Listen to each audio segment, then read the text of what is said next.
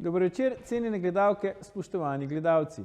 Moje ime je Aljuš Pertinač, vlada Roberta Goloba še ni popolna, je pa že polnoštevilna, vi pa spremljate najbolj politično korektno oddajo slovenskih televizij.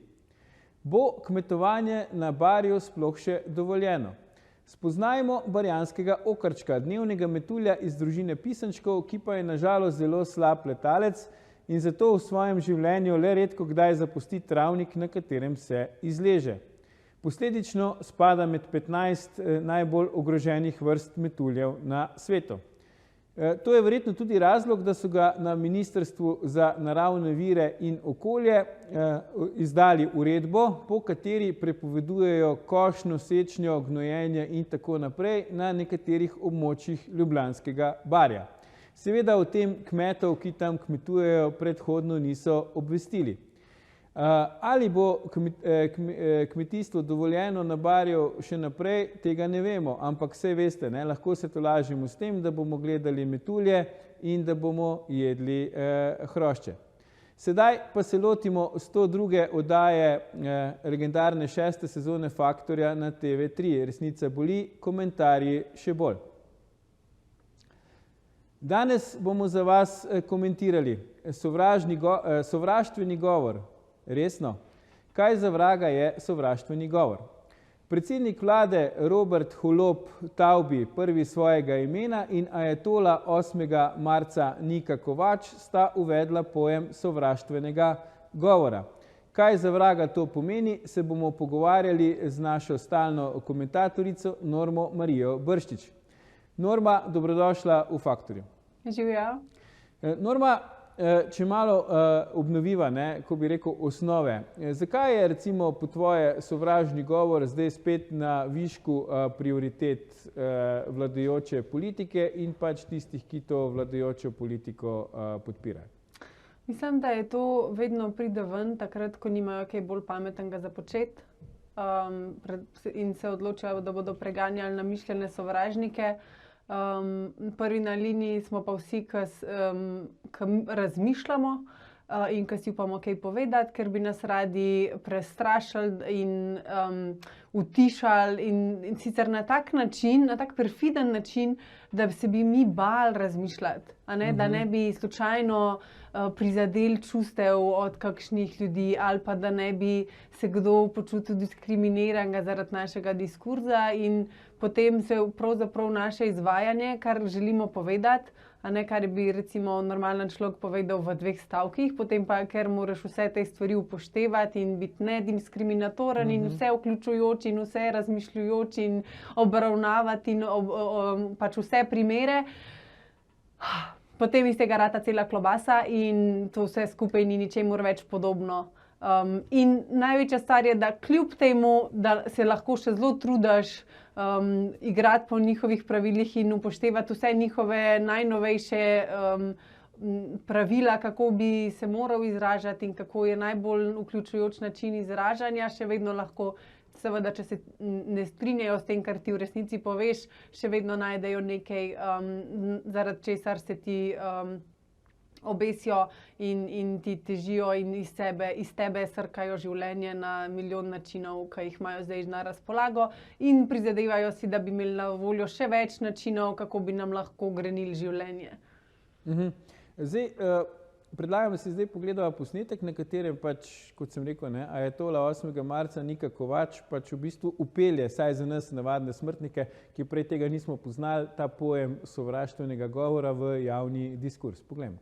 Se mi zdi izjemno pomembno, da je bilo to neodvisno posvetovalno telo ustanovljeno, ker predvsem pripoznava in na nek način tudi daje zavezo, da je potrebno ukrepati proti sovražnemu in sovraštvenemu govoru. Pred nami je veliko dela in več bomo govorili in se fotografirali, ko bomo dejansko kaj naredili. Ja, zdaj, če smo malo pikra, ko bojo ugotovili, kaj je sovraštveni govor, se bojo spet fotografirali, ampak do takrat, očitno je to neka nadgradnja ali kaj, ali širitev. Kaj si ti potem predstavljaš, Norma, ko reče Nika Kovač sovražnega in sovraštvenega govora? Ja, najprej se je Jaz, recimo, meni slovenščina je zelo ljub jezik in ga imam tudi rada v vseh niansah tega jezika, ker imamo res bogat besedni zaklad in me to neizmerno navdušuje, da ko se želim izraziti, lahko najdem zelo precizne besede, da točno to povem, kar si želim in kar čutim. Ampak sovraštveni govor, se mi zdi, da pa to je pa res en tak fovš akord v naši lepi slovenščini, že kot beseda sovraštveni govor. Ker pač čist po pravilih slovenskega jezika sovraštvo, sovražni, to je to, nobenega sovraštvenega ne obstaja. Ko pa slišiš seveda izvajanje teh samooklicanih bojevnikov za pravičnost in socialne, ne vem, neumnosti, se pa lahko samo primeš za glavo, ker gotovo to ne pomeni nič dobrega za nas razmišljajoče ljudi, ki imamo vrednote, ki njim niso po godu. Mislim, da, ne vem, to je popolnoma moja špekulacija, da gre v tem primeru za širjenje njihovih pristojnosti, da če je sovražni govor kakor toliko približno opredeljen, da je pa sovraštveni govor pa vse, kar ne morejo v ta kalup sovražnega govora, ampak z nekim podtikanjem namenov in nekih imaginarnih posledic izvajanja podtaknejo lahko prav, čemur si bodo pač upičali v glavo. Ja. Zdaj, ne vem, če naj gledalke in gledalci vedo, ampak filozof Boris Vezjak je na svojem spletnem blogu zapisal, da je sam uvedel pojem sovraštvenega govora že daljnega leta 2017. Tule vidimo ta njegov zapis na ekranih. Očitno je ta sovraštveni govor hiberniral 6 let, oziroma je čakal, da pride na oblast Gibanje Svoboda, pa je potem uživel in zdaj se pač uporablja. Boris Vezjak potem na dolgo in široko razlaga, kaj bi naj točno to bilo. Ampak zdaj, Norma, mi smo navajeni, sovražni govor ni nekaj, kar bi obstajalo od včeraj, tudi kaznivo dejanje v zvezi s sovražnim govorom ni nekaj, kar bi obstajalo od včeraj. To se preganja že kar nekaj časa, veliko postopkov na to temo teče, ampak se mi zdi, da še vseeno, ko pač se pogovarjamo o tem, nam ni čisto jasno, se bojim, da tudi ne oblastnikom in pa pač Niki Kovač, kaj dejansko je sovražni govor, kaj pa ni.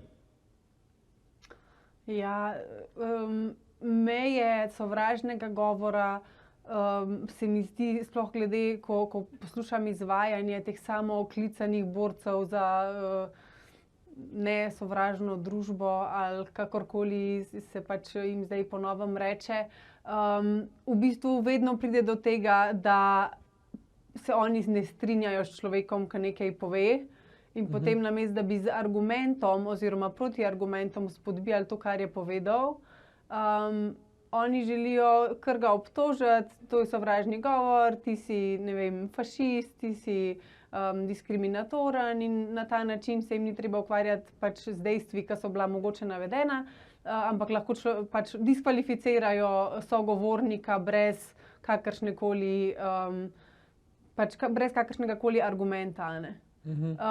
In že do zdaj je bilo tudi ta distinkcija, levi sovražni govor nikoli ni bil sovražni govor. Imamo celo množico primerov sovražnega govora proti katoličanom, naprimer proti ženskam, ki zagovarjamo življenje, proti ljudem, ki zagovarjajo družino kot skupnost mame, očeta in otrok. O tem nikoli nisem slišala Nike Kovač govoriti.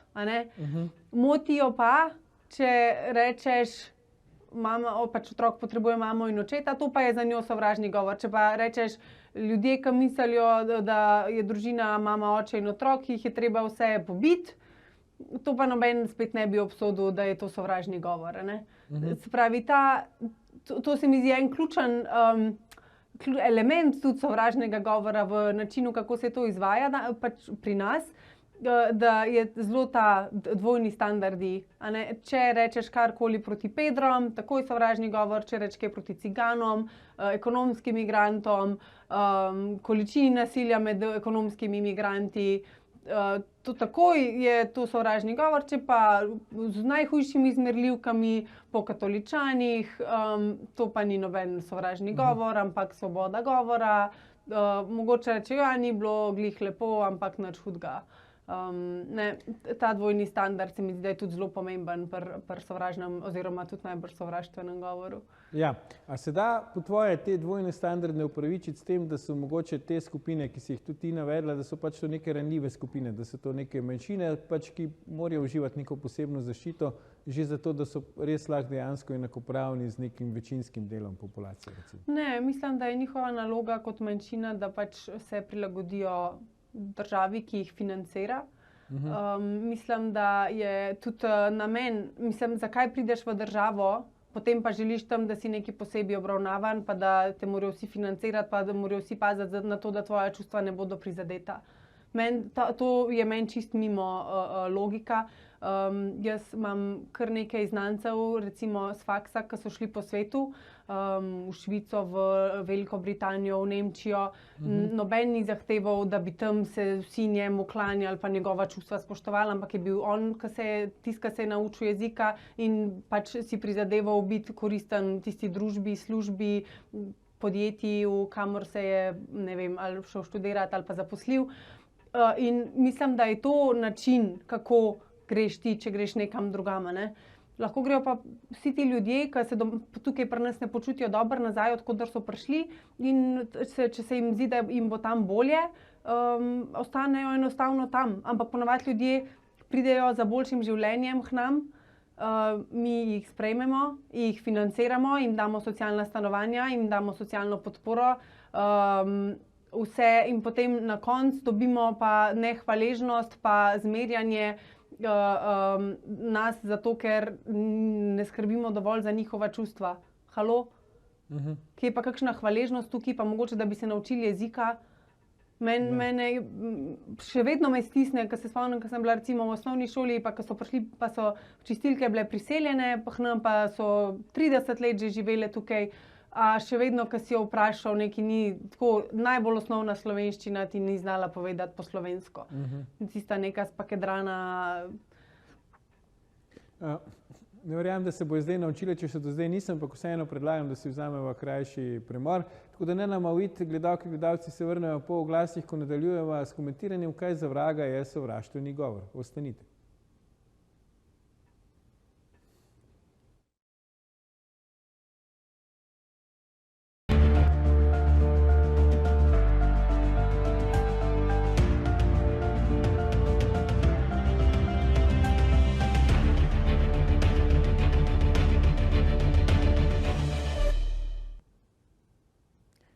Dobrodošli nazaj. Z nami je še vedno naša stalna komentatorica Norma Marija Bršič, pogovarjava pa se o tem, kaj za vraga je sovraštveni govor. Norma, zdaj ne morem se znebiti občutka, da tisto, kar je že zapisano pač v mednarodnih pravnih aktih, pa tudi v naši zakonodaji, v končni fazi v Kazenskem zakoniku, glede sovražnega govora in kar je pregonljivo, za aktualno oblast ni dovolj.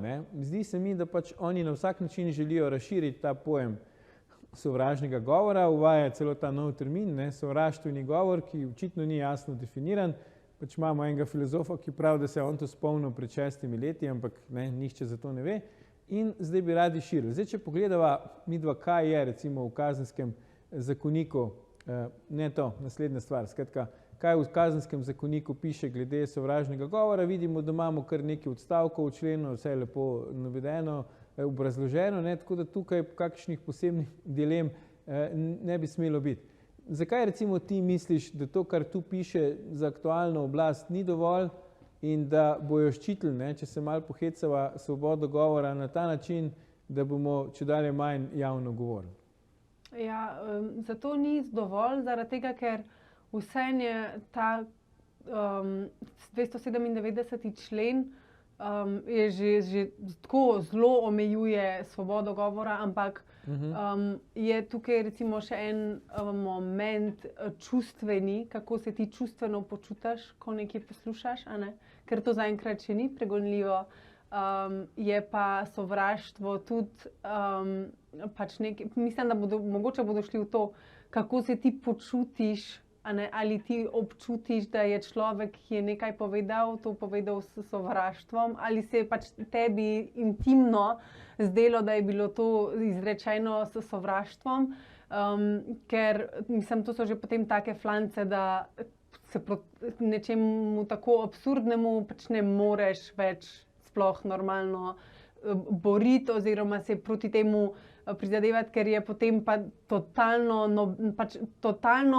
vsa tla pod nogami izgubiš, če greš potem v ta počutil sem se, nisem se počutil, prizadet, moja čustva so prizadeta, a ne. Če bomo šli v to sfero zdaj totalno nekonkretno, neopredeljivo, nedokazljivo, potem pa nam res ni več pomoči, ker je pa to in še potem ponavadi je tako, da se za nazaj ne presoja, a je bil to sovraštveni govor ali ne bi bil, kar bo imelo za posledico, da enostavno si ne boš upal sploh ničesar več povedati, ker bo mogoče nekomu se to zdelo, da je bilo to polno sovraštva, tudi če ni bilo in je bilo z nekimi iskrenimi nameni ali pa samo navajanje nekih dejstev, preverljivih, dokazljivih, a ne, ampak če bo šlo v to očitanje nekih občutkov, potem smo ga pa res nasankali. Ja, absolutno. Ampak ti imaš, ne, oziroma kar midva oba, imava izkušnjo tudi s preganjanjem sovražnega govora v okviru naše oddaje, ne. Proti tebi je bil sprožen nek tak postopek, ki mislim, da še kar poteka. Zdaj, v kateri fazi je in kaj točno nam lahko o tem poveš? Ja, jaz sem pač izvedelca zaslišanje, potem pa je šla zadeva v mirovanje, oziroma samo mirovanje. Najbrž tam zdaj se stankujejo, kako bi nas začopatali, ampak mislim, bi rekla bi, da nimajo dobrega kejsa, ker če bi ga imeli, bi najbrž že kaj naredila, ne. Zdaj mislim, da že skoraj 1 leto, odkar je bilo zaslišanje. Je pa tudi mogoče ta opcija, ki je pa tudi pri drugih slovenskih politikih, sploh pri enemu, a ne, da čakajo na primeren moment, da te začnejo spet preganjati. Kar pa tudi ne vem sicer na kaj bi čakali, ker se mi zdi, da sem se iz javnega in političnega življenja že precej umaknila. Tako da. Ampak na zaslišanju je bilo na policiji, ne? Kaj so te v bistvu sploh spraševali v zvezi s tem? Zdaj, a je bilo jasno, kaj se ti očita? Eno je bilo na policiji, potem je bilo pa še eno na okrajnem sodišču v Ljubljani. Tam na policiji je tista policajka je bila zelo tako korektna pa prijazna, ni tako, želela je, vprašala me take stvari, ali ne vem, čutite sovraštvo do črncev, ali jih želite, da se jim kaj slabega zgodi, v tem smislu. In seveda moji odgovori... Ti si rekla, da absolutno ja, verjetno. Ne, pač jaz osebno nimam nič proti temnopoltim, črncem, kakorkoli. Jaz sem v oddaji navajala znanstveno preverljiva dejstva.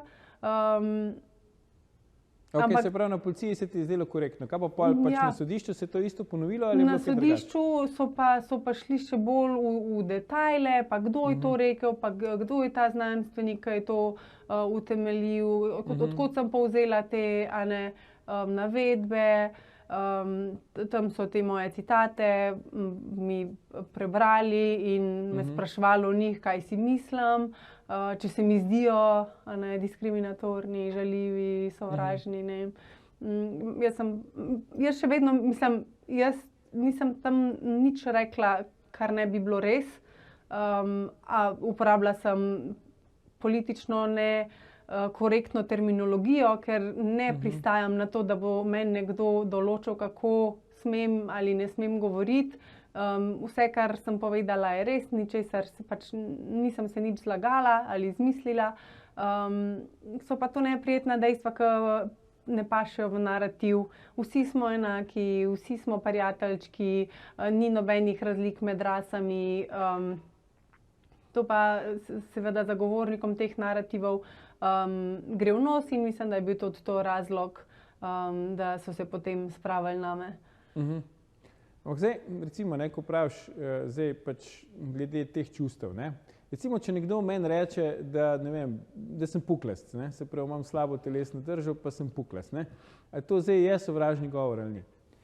Ja, jaz mislim, da ne, ker če se ti puklasto držiš, je to sicer slabo zate, ker te bo bolel hrbet, pa na stara leta boš jambral, ampak je to tudi tvoja svobodna odločitev in ti nima noben kaj.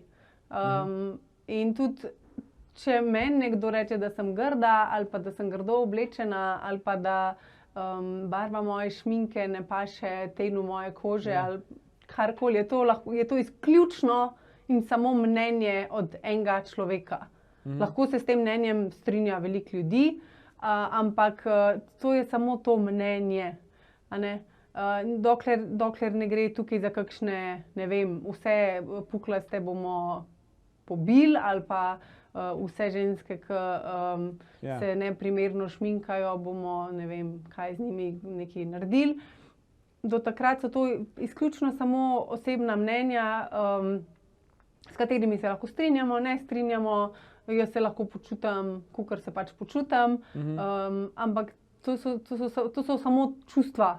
Čustva pridejo, treba se jih je naučiti začutiti s svojim telesom in jih potem spustiti naprej. To jaz tudi počnem v okviru svojega podjetniškega podjema. Glih učiti ljudi, kako predelati čustva in ne biti zataknen v njih dolga leta in mesece in desetletja.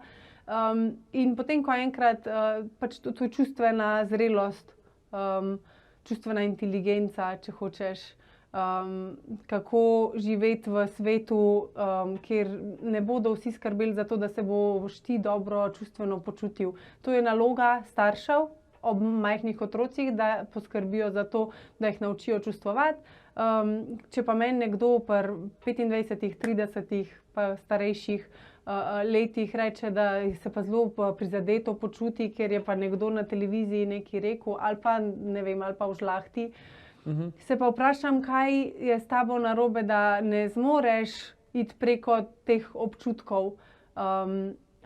In mislim, da so to čustvene težave, ki spet ne spada to v okvir države in zakonov, ampak mogoče v okvir neke osebnostne rasti, zdravljenja travm, učenja o čustvovanju, o predelovanju čustev, o somatičnem izkušanju čustev.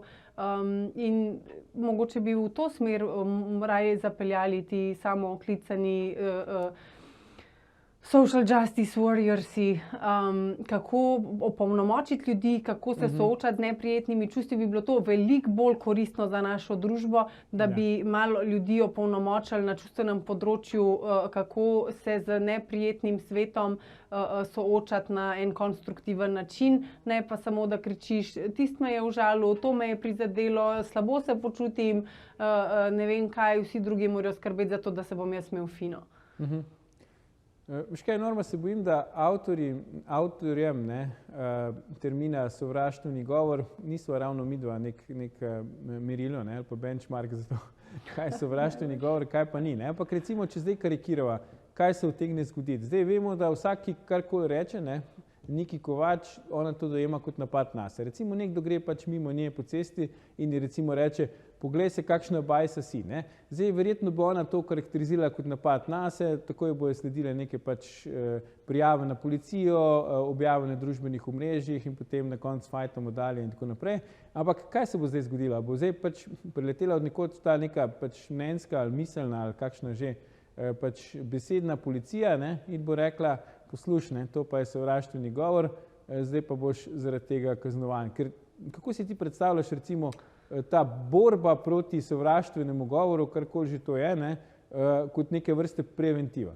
Ja, to je tako, da potem recimo boš, to se že dogaja v neki meri, na družbenih omrežjih, kjer ti, če izražaš mnenja, ki niso v soglasju z mainstream narativi, te enostavno pač greš v Facebook zapor, lahko najprej za 3 dni, za 30 dni, ali pa te permanentno suspendirajo zaradi razširjanja lažnivih novic oziroma sovražnega govora in najbrž zdaj ponovno tudi sovraštvenega govora, če te bo nekdo prijavil, da se ob branju tvojih vsebin čustveno ne počuti ali pa čuti sovraštvo, da veje iz tvojih vsebin in potem namesto da cel ta pogled na to se mi zdi čisto zgrešen, ker če meni nekdo ni všeč na Facebooku, imam opcijo, da, če je moj prijatelj, da ga odprijateljim, lahko pa ga tudi blokiram. Ni mi treba gledati stvari, ki mi niso všeč. To se mi zdi tudi zelo dobro v življenju, to sicer malo težje tako elegantno naredimo, kot na Facebooku, ampak na Facebooku res ti ni treba gledati, česar nočeš gledati. Lahko na Twitterju lahko daš na mute račune, s katerimi se ne strinjaš, ali pa na blog, da jih sploh ne vidiš. In to je to, in živiš življenje brez sovražnih ljudi in brez grdih komentarjev in so tvoja čustva varna in lahko uživaš v milnem mehurčku samozagledanosti in osredotočanja samega nase. Zdaj, Norma, ti si podobno, kot Nika Kovač, tudi družbeno angažirana mlada ženska, sicer mogoče malo si pred njo, imaš recimo vozniški izpit, pa si poročena in tudi mati in tako naprej, ampak okej, saj nikoli ni prepozno za te stvari, ne. Ampak nikoli nihče ni rekel, joj, to, kar se pa dogaja Normi, je pa grozno, ne. Pa si tudi bila žrtev zaradi svojega družbene angažiranosti večkrat, sovražnega govora in še hujših stvari od sovražnega govora, ne. Kako se ti zdaj počutiš, ko pogledaš, recimo pa pač pri Niki Kovač, se pa zdaj cela država na čelu s predsednikom vlade, pa ne vem kom še vse, ukvarja s tem njenimi čustveni stanji, kako se počuti in so to glavne teme tako medijev kot recimo državnih inštitucij in tako naprej. Zdaj, je to neke vrste pretiravanje, se ti ne zdi? Ja, jaz lahko povem, recimo tudi na sodišču, ko sem imela en postopek ravno zaradi groženj s smrtjo. To so tebi grozili, ne? Meni so grozili, da me bodo ubili. Tam ni nihče, nikogar ni zanimalo, kako se jaz čustveno počutim, ker so človeku, ki je rekel, da bi me rad ubil, povedali najprej, ko so preverjali moje podatke, kje jaz točno živim, da če še do takrat ni vedel, da lahko se potem bi oglasil kar pri nas doma. Da je uradno zvedel, kje si, ne? Potem so tudi, recimo, ko so njega zaslišali, so mene ven poslali, da ne bi jaz, ne vem, kaj bi točno lahko bilo narobe, če bi bila jaz tudi tam, pa bi poslušala, ker potem, ko so mene noter nazaj poklicali, je bil pa on tam zraven, njega pa niso ven poslali. Sprej, ko si ti opisovala, kaj je on te počel, je on to poslušal? Kako sem se jaz počutila, kako se je moj občutek za varnost totalno porušil in pač, ko mi je bilo težko, je on pa tam zraven me gledal, poslušal, se mi posmehaval, govoril, da si izmišljujem, da se lažem, da ni moglo biti tako hudo. To je bilo pa res grozljivo, ker pa ni šlo samo za neko mlatenje prazne slame, ampak to je šlo po uradni dolžnosti. Jaz sem sporočila dobila, sem šla takoj na policijo, sem rekla, jaz sem tole dobila in policajci so takoj rekli, tole gre po uradni dolžnosti naprej. Ni bilo nič za to, kaj se bi meni zdel ali pa kako sem se jaz počutila, ampak je šlo po uradni dolžnosti, medtem sem pa potem od državnih organov bila res pod vsako kritiko, tudi informiranost o travmi, pod res katastrofa, slovensko sodstvo katastrofa. Kaj se je pa zgodilo s tem človekom, Norma? Bil je pogojno obsojen. Na 3 mesece zapora, če bi v naslednjih 2 letih še kaj takega naredil. A je ta rok zdaj že potekel? Ja. Živim že kar nekaj Se pravi, časa. ti lahko zdaj spet pričakuješ, da se bo spomnil, ne, in ti bo poslal kakšno v narekovajih prijazno sporočilo, pa to recimo ni tema, ne, strateškega sveta za preprečevanje sovražnega govora, vlade, ne vem, kjerga še. Tudi recimo tole bi bila bistveno bolj koristna tema za našo družbo, kaj se dogaja na naših sodiščih, pa kako se matere, ki jim otroke odvzemajo, počutijo, pa kako očetje se pajdašijo s sodnicami, pa tam načrtujejo, kako bodo uničili svoje nekdanje partnerke in matere svojih otrok. Ko gre pa res ali pa nasilje, a ne, velike recimo tudi nasilja, pa se s tem nihče ne ukvarja, ukvarjamo se s tem, kako se nekdo počuti, če mu rečeš, da si debel, ko ima ITM 30. Ja, pa suho v končni fazi, ne, sej pač enim grejo pa na živce suhi ljudje ali pa presuhi po njihovi logiki, ne. No, tudi, ampak se mi zdi, pri debelosti se vsi bolj strinjamo, da je to nesprejemljivo pa nezdravo. Mislim, dobro, okej, nezdravo. Mogoče za mene ali pa zate, ampak mene nič ne moti, če človek hoče biti debel, najbolj. Mislim, tudi mene ne moti.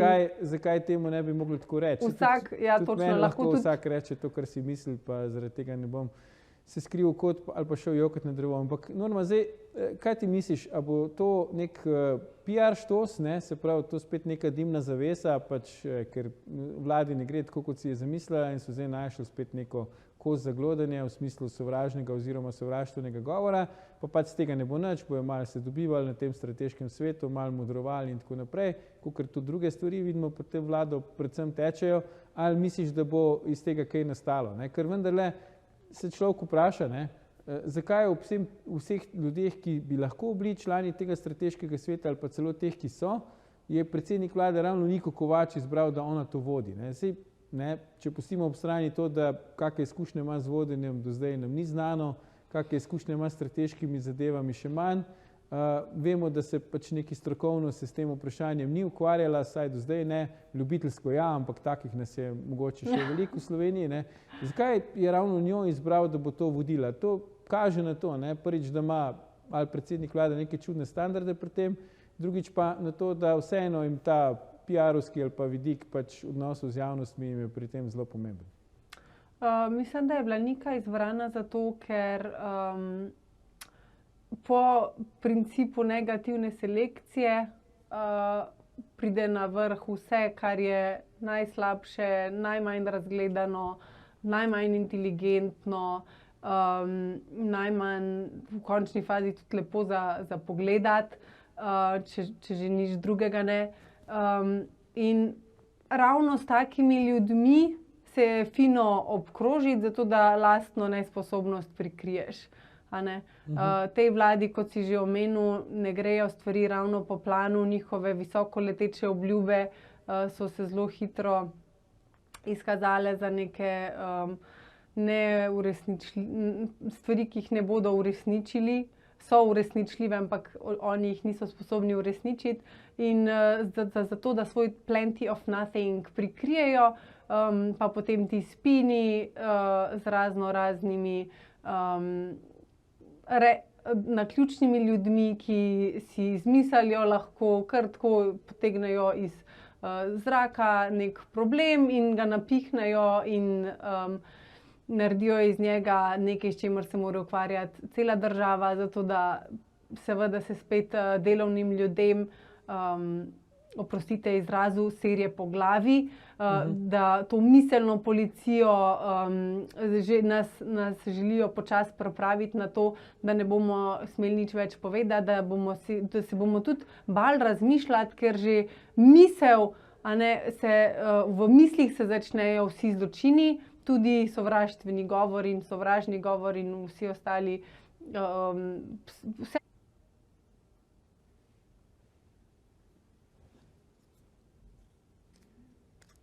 Izriniti iz naše družbe, pa se normalnim ljudem tudi sanja, kaj je s temi stvarmi narobe. Tako da mislim, da gre seveda spet za obrnjeno, da v državi, ki bi cenila pametne ljudi, nekoga, ki ima kaj pametnega za povedati, ki naslavlja resnične probleme, Nika ne bi prišla recimo v ožji izbor za kaj povedati na to temo, ker enostavno problemi, ki jih ona vidi, so nerelevantni za vse ostale ljudi skoraj v tej državi. Ja, ampak zdaj, to je ena skrajna plat verjetno norma, ampak po drugi strani se pa mogoče strinja z mano, da vendarle javni diskurs v Sloveniji je na precej nizkem nivoju. Veliko je pač blatenja, žaljenja in tako naprej drugače mislečih, posebej na družbenih omrežjih, kjer je še ta korist ali pa pač priročnost, da si lahko anonimen in tako naprej. Kaj pa recimo bi ti predlagala, če te kdaj slučajno povabijo v kakšen strateški svet, za kaj, recimo za širjenje pač svobode govora ali pa izboljšanje javnega diskurza, kaj bi ti recimo predlagala za to, da pa bi vseeno na tem področju naredili kakšne korake naprej, v pozitivno smer? Ja, da ko je razprava o neki temi, da se pogovarjamo o tej temi in ne o ad hominem argumentih, da se, mislim, sploh kultura debatiranja v naši državi je ni. Vedno poslušamo, da je nekdo nekaj narobe naredil, da je nekaj bil kriv, da je z njim nekaj narobe, da je, vedno samo ta ad hominem argument, pogrešam pa res razpravo, ne samo neke prazne floskule iz Davosa in Washingtona, ampak res konkretno, da če se pogovarjamo o zeleni energiji, da se pogovarjamo o tem, koliko goriva je treba v recimo času proizvodnje baterije za en električen avto, koliko na tisoče litrov goriva se porabi, ko kopljejo rude in pripravljajo surovine, iz katerih se potem izdeluje baterije, da se potem lahko grejo neki od realnosti totalno distancirani pripadniki novega svetovnega reda z dirigenti iz Davosa, neko zeleno, čisto energijo. Da se začnemo res pogovarjati o stvarih, ki so ključne, brez argumentov, ti si to rekel, ti si pa lani, pa bi nekaj drugega naredil narobe, ampak da se res dvigne, da bi se dvignila kultura dialoga. O kulturi dialoga smo tudi veliko se že naposlušali, ampak glih kakšnih rezultatov tudi to ni dalo. Lahko pa seveda vedno apeliramo na ljudi.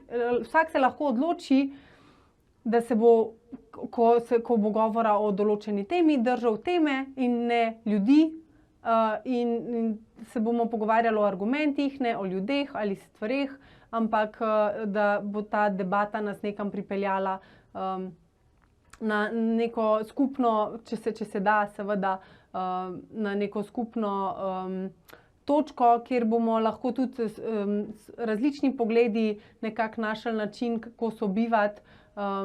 Jaz sem recimo tudi, ko sem v mlajših letih večkrat se udeležila kakšnih evropskih projektov, so nas tudi o tem podučili, kako je treba, recimo, ko se z nekom pogovarjaš, pa če se z njim ne strinjaš, je tvoja naloga, če si fair debater, da probaš njegove argumente, se pravi nasprotnikove, boljš ubesediti, kot jih je sam ubesedil. Zato, da res vidiš, kaj hoče on povedati in seveda potem tudi kontra. In na tak način bi kam prišli, ampak se bojim, da potem če bi šlo res za moč argumenta, da bi bilo naših težav zelo hitro konec, ker bi slej ko prej prišli do dejstev in bi presegali ideološke, se pravi neke ideološke blodnje, recimo, če vzamem za primer to zeleno energijo, lahko se zelo lepo sliši, kako so električni avtomobili super fino in zeleni in ekološki, ampak potem, ko pa greš gledati, kako recimo, ne vem, proizvajajo baterije za električne avtomobile, pa vidiš, da se ta zelena pravljica precej sesuje, ampak samo zato, ker se to dogaja daleč od naših oči, mislimo, da se ne dogaja. Če se pa take stvari recimo pripelje v kulturno debato o zeleni energiji, si pa potem pred takimi stvarmi ne moramo več zatiskati oči in lahko gremo naprej prek tega in se pogovarjamo o tem, kako pa zdaj, ko vemo, kako nastajajo baterije za električne avte, vidimo, da to ni nič zelenega v tem in gremo lepo nazaj na motorje z notranjim izgorevanjem. To je samo en primer, kako se pogovarjati o temi, ne da pač umešuješ v to ideologijo in neke blodnje iz Davosa in sledenje miselnim tokovom, ki se jih moraš držati, če želiš biti na liniji z Davosom in Washingtonom in Tel Avivom. Ja. si dala odlično izhodišče za še kakšno izmed naših naslednjih oddaj. Za danes pa Norma Marija Bršič, najlepša hvala za tvoje komentarje. Gledalke, gledalci, to je bil o tem, kaj za vraga je sovraštveni govor, že 859. faktor na TV3. Jutri bomo za vas komentirali afero Ljubljanski drekovod. Zakaj podnebje in čista pitna voda v borbi z ljubljanskim šerifom nimata šans? Ne zamudite, predvsem pa ne pozabite, ni vseeno, kdo kaj reče.